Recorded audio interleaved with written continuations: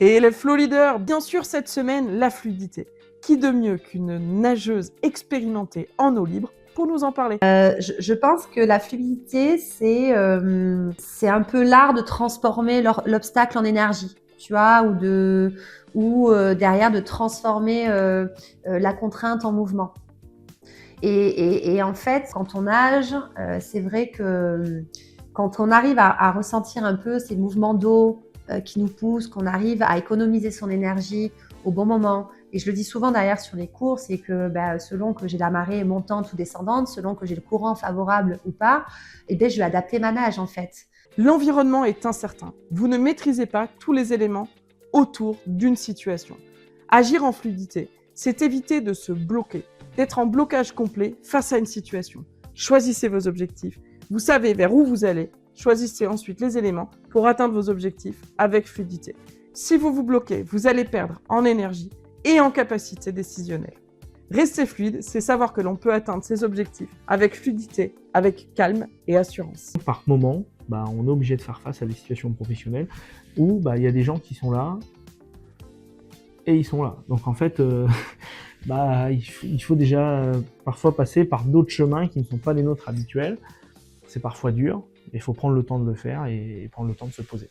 En fait, la fluidité, elle se travaille aussi au quotidien.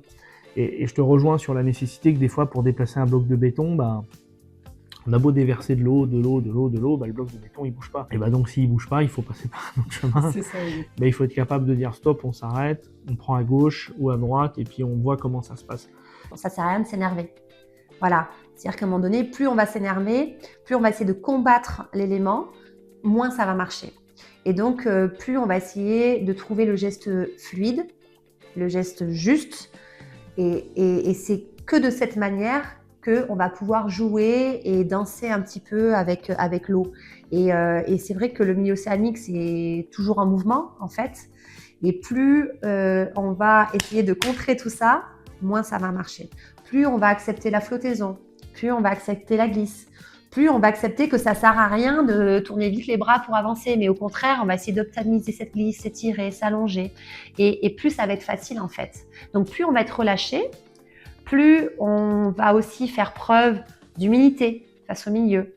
Léon Marchand, véritable sensation des derniers Jeux Olympiques et phénomène de la natation, est arrivé à ses résultats par différents procédés.